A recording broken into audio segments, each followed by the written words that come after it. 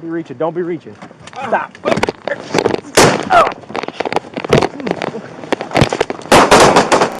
So this time I'm going to go ahead and break down an officer-involved shooting that took place in Louisville, Kentucky, back on May 19th, 2020. A guy named Decedric Binford was shot. So this case is still under investigation. Both the officer and the suspect suffered gunshot wounds, but neither one of them are life-threatening. Again, this is not intended to just be critical of the officer. What it's designed to do is to both provide people who are not familiar with police activities some insights from somebody who's more familiar than they may be. So I'm a former police officer. I've been involved in officer-involved shootings, and now I study police use of force, getting a PhD at the University of Missouri. So I want to provide some information for people that aren't familiar with police procedures, and then also to provide an opportunity for practitioners, so police officers, to just analyze someone else's call and maybe just think about things and improve policing. So it's to improve policing and to enlighten the public.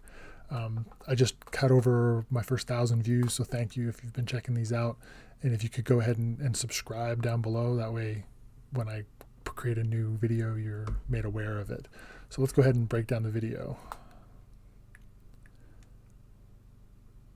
So this started, an officer says that he smelled burning cannabis coming from the vehicle. So he made contact with Mr. Binford here, who's, I think he's 18, 19 years old when this takes place. Okay. I don't care where you pull. What's going on with you? I'm just asking why you're out in the street smoking weed. Well, smoking weed, obviously. Is there more weed in the car? You have smoked everything you had?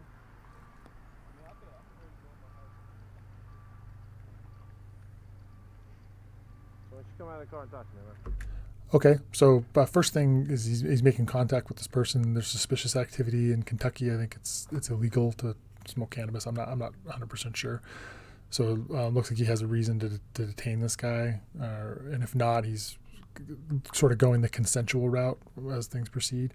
One thing I notice here is he's already got the door open. The officer is alone contacting this guy. So if I was him, I would ask him to keep that door closed and roll down the window until I had another officer to provide cover for me while I got him out of the vehicle. And keeping the door closed and standing behind that pillar or getting an angle where you can put yourself in advantage, so it's more difficult for them to produce a weapon and get a good drop on you and get rounds off at you. So I probably wouldn't pull him out of the car on my own. I've done that before, and every situation is different, and I don't know what all the information this officer had was, but first that's something that stands out to me is I would probably wait until I had another officer there before I started getting him out of the vehicle. You got ID on you?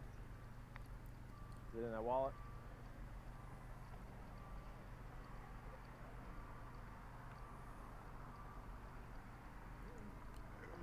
You got anything on you?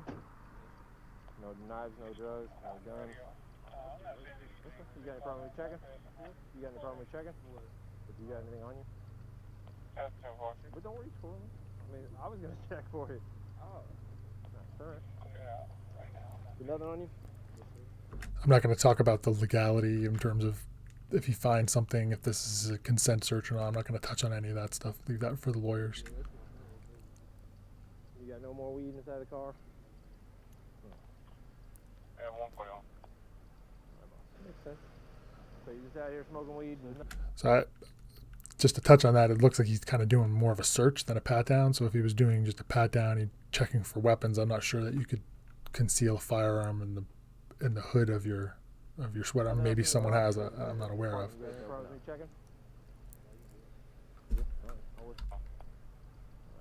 sense.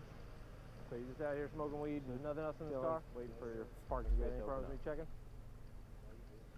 Yeah. I'll wait for my partner. He said he's going to be here in a second. So he asked for permission to check the vehicle, and he says he can check the vehicle for weapons and more drugs. And the officer says he's going to wait for his partner to show up, which is a great idea. Definitely don't want to be searching a vehicle out on the street by yourself with a suspect there. I know some officers, if you work in a rural area, that might be something you have to do, but in Louisville, it's a decent sized town, so waiting for backup is good. How long ago you buy this car? There's another thing I think is good in this video is he's got some dead time, and it's uncomfortable. It's just like any other sort of interaction that two people have. it feels uncomfortable not talking. It gives people time to think. And, you know, if this guy does have something in the vehicle that's going to put him in jail, it gives him time to think about, you know, running, going for the weapon, you know, something along those lines. So engaging the guy in conversation seems like a good idea. Calm him down, keep him talking, build rapport. So this is good coming up here. Just asking about the car, where he got it.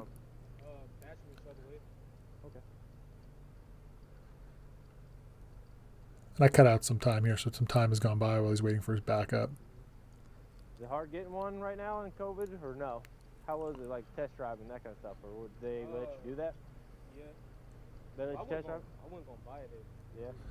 Like, there's some nerves here. It seems like this guy's nervous, but everyone's nervous when they talk to the police. Well, most people are nervous when they talk to the police. So he's not amped up to a point where I'm like, wow, I really would be concerned. But he is a little bit nervous. Some of his hesitation in the beginning would make me, you know, like in answering questions and do you have anything in the vehicle? And he's hesitating. That would make me think, well, maybe he does. So I would be a little bit more cautious here, but I don't see anything where I'm like, wow, this guy's about to do something crazy.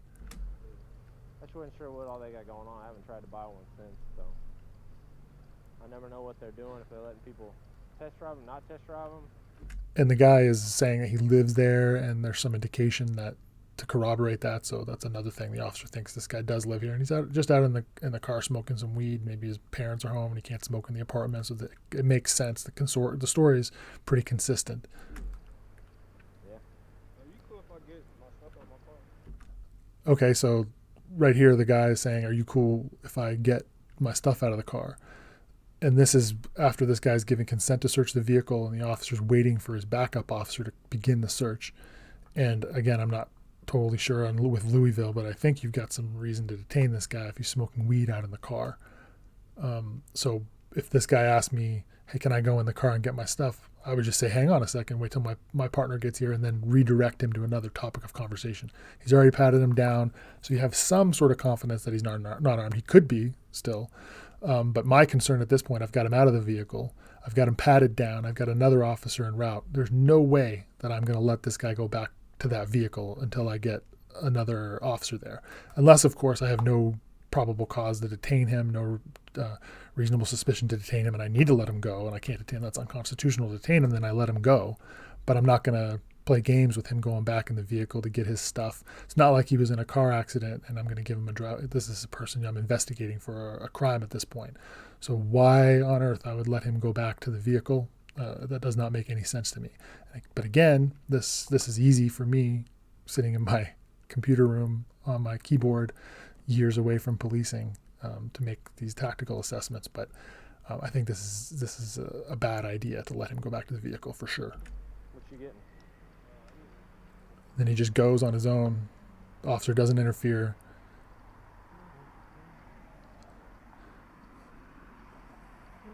And in a second, we're going to see his backup arrive. So he doesn't tell him what he's going to get or give him any reason why he needs to get it right now. Well, your question is, what the heck do you need to get out of the vehicle that's so urgent? It's mind-boggling that he would let him do this.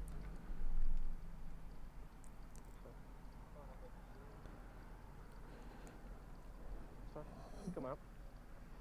So he's like wanting to hang out in that car. At this point, I'm really curious. Like, what is it? He needed to get those drinks so urgently. Now he's hanging out in there. He's looking around. I would be thinking, okay, well, this guy's getting ready to take off or get something out of that vehicle. I would not have let him in there. And at this point, I would be really nervous.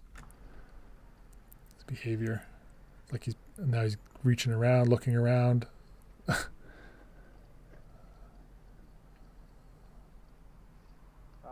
Stand back here. And we see the officer, his backup, arriving here, approaching the vehicle, but he's been letting him fish around in that car for quite a while. Don't be reaching. Don't be reaching. Stop. Oh.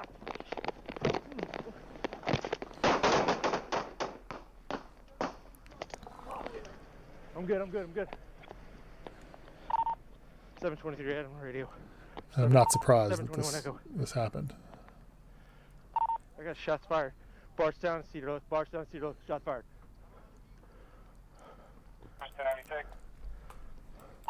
start me a mess. So the officer took a round in the shoulder and returned fire as he went down to the ground, and apparently he struck the suspect as the suspect was running away. And a few minutes later, they find him, take him into custody. Everyone is fine. The basic lesson here, I think, is once you have somebody out of a vehicle and they're the suspect in a criminal investigation, there's no reason to let them go back to that vehicle until you have searched the vehicle or made it safe. It's a terrible tactical decision. And this put not only the officer at risk, so this officer ended up getting shot, he could have been killed, but it was also putting his partner at risk. His partner was walking up, that guy could have cranked off a round at the partner. And it also puts the suspect at risk. This is an 18, 19-year-old guy. He's not making great decisions. His brain is not fully developed, and he's going to make stupid decisions. He shot an officer for what? And this guy could have been killed. So the officer not only protecting himself by keeping him from that vehicle, but he would be doing a huge favor to the suspect, because the suspect could have been killed. Luckily, everyone walked away from this, and hopefully we can just use this as a learning opportunity. So again, thank you for checking out the videos. Thank you for getting me to 1,000 views. Please hit the subscribe button. My goal is to get 1,000 subscribers. I really want to share this type of information with the general public. So thank you for your help in doing that, and have a good day.